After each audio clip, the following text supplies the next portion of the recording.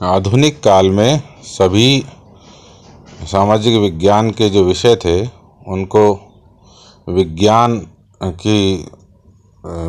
एक सीमा रेखा में बांधने का या विज्ञान है या नहीं है इस बारे में चर्चा करने का प्रयास किया गया है। और इसी जो है श्रृंखला में इतिहास को भी 19वीं शताब्दी में वैज्ञानिक ज्ञान की ओर एक तरह से उसको आगे बढ़ाया गया। वस्तुनिष्ठता आज का विषय है कि इतिहास में वस्तुनिष्ठता क्या होती है और वो कैसे इतिहास में वस्तुनिष्ठता प्राप्त की जा सकती है या नहीं हो सकती है, इस संदर्भ में विचार करते हैं।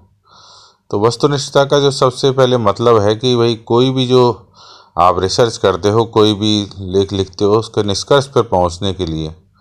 जो सबसे ज़्यादा जो है ना सर्वसम्मत एक बात निकल के आए, ऑब्जेक्टिविटी है, उसे वस्तुनिष्ठ कहा जाएगा। जैसे अपन देखते हैं कि एक एग्ज़ाम में क्वेश्चन आता है ना, ऑब्जेक्टिव क्वेश्चंस, उसके 4 ऑप्शन दिए होते हैं। तो 4 ऑप्शन दिए होते हैं कि भारत की जो है प्रथम 1857 क्रांति वो कब शुरू हुई थी। तो कब शुरू हुई थी तो उसमें लिखा आता है कि 9 मई 1857, 10 मई 1857, 11 मई 1857, 12 मई 1857। तो इनमें जो वस्तुनिष्ठ डेट कौन सी है, ऑब्जेक्टिव मतलब सब सर्वमान्य कौन है, हो सकता है एक दिन आगे पीछे हुई हो, कई बार ऐसा होता है। तो उस स्थिति में पाते हैं कि 10 मई 1857 को इस क्रांति की शुरुआत होती है कि नहीं, मेरठ से। तो ऐसी स्थिति में यही जो है आंसर वस्तुनिष्ठ आंसर पाया जाएगा। इसी तरह से इतिहास में इतिहास लिखने वाले तरह तरह के विचारों से, तरह तरह की मैंने आपको जो स्कूल्स बताई थी उनसे प्रभावित होकर लोग एक ही घटना या एक ही कालखंड के समय में लिखते रहते हैं, लेकिन उनके जो निष्कर्ष हैं, उनकी जो कई बार तिथियां हैं, वो सब भी भिन्न भिन्न आती हैं। ऐसी स्थिति में एक विरोधाभास प्रकट हो जाता है कि कौन सा इतिहास सही है, कौन सा नहीं है। और ये इतिहास लेखन की एक बड़ी समस्या रही है और बहुत बड़ी समस्या है बल्कि। तो ऐसी स्थिति में एक सर्वमान्य इतिहास लेखन की ओर जब हम अग्रसर होते हैं तो ये वस्तुनिष्ठता का प्रश्न आता है। तो फिर भी बहुत मुश्किल है, लेकिन हम जब वैज्ञानिक इतिहास लेखन करते हैं तो तब हम इस ओर अग्रसर हो सकते हैं, इस ओर हम जाते हैं। तो इस वस्तुनिष्ठता, इतिहास में जो वस्तुनिष्ठता है, इसको प्राप्त करने में क्या क्या जो है ना मुश्किलें हमारे सामने होती हैं, क्या क्या कारण होते हैं जिनकी वजह से हम ये वस्तुनिष्ठता आ नहीं पाती। तो उसका क्या है कि एक तो सबसे पहले कोई भी व्यक्ति होता है उसका अपना एक एक एक परिप्रेक्ष्य होता है, सामाजिक परिप्रेक्ष्य, ऐतिहासिक परिप्रेक्ष्य है कि नहीं। उस स्थिति में वह व्यक्ति उन विचारों से प्रभावित होता है और उन्हीं प्रभावित होने की वजह से वो इस इतिहास में जो है एक ही निष्कर्ष जो है कई कई तरह का दिखाई देता है। जैसे मान लो कि है जो औरंगजेब की जो व्याख्या है वो हमारे भारतीय इतिहासकार बहुत ही कट्टर रूप से करते हैं, है कि नहीं, कि औरंगजेब बहुत कट्टर मुस्लिम शासक था। जबकि जो विदेशी इतिहासकार हैं वो उनमें से कई इतिहासकारों ने जो है उनको इतना कट्टर नहीं बताया, उन्होंने बल्कि राज्य का पोषक बताया, राज्य की हितों के में फैसला लेने वाला बताया है। एक बात ये मानी गई है कि एक इतिहासकार, वही जैसे स्कूल के बारे में बताया कि अलग अलग विचारधारा के होते हैं, तो सबअल्टर्न स्कूल वाला तो ये सोचता है कि ठीक है, एक जो शासक अगर आम जनता की तरफ ध्यान दे रहा है और बड़ा कोई जो है काम नहीं कर रहा है, तो इसका मतलब ये है कि वह जनता का पक्षपाती है, जनता की तरफ ध्यान देने वाला है। और एक व्यक्ति जनता की तरफ ध्यान नहीं देकर बड़े बड़े जो है इमारतें बना रहा है और जनता के कष्टों से उसे कोई लेना देना नहीं है, तो ऐसी स्थिति में उसका दृष्टिकोण अलग होगा। तो एक तरह से दिखाई देता है कि जैसे एक इतिहासकार दूसरे इतिहासकार के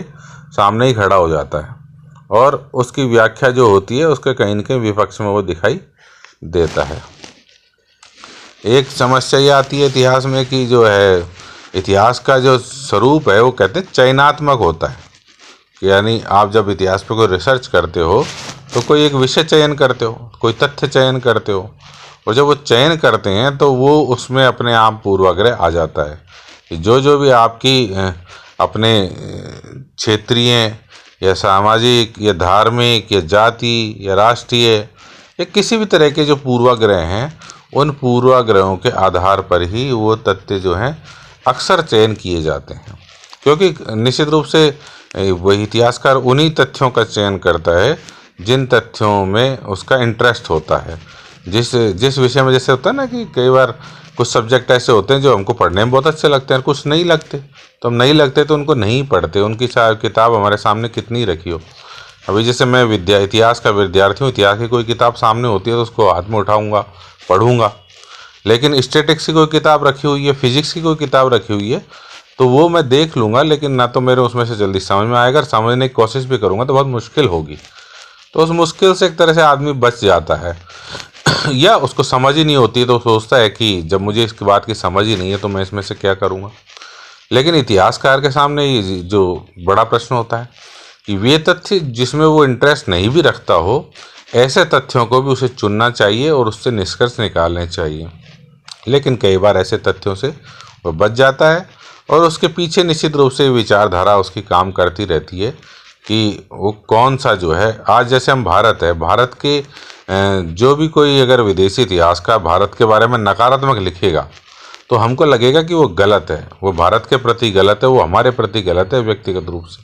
लेकिन हो सकता है वो कोई सही बात कह रहा हो, क्योंकि अच्छाइयाँ और बुराइयाँ चाहे व्यक्ति हो, चाहे कोई समाज हो, चाहे कोई देश हो, अच्छाई भी सब में होती है और बुराई भी सब में होती है।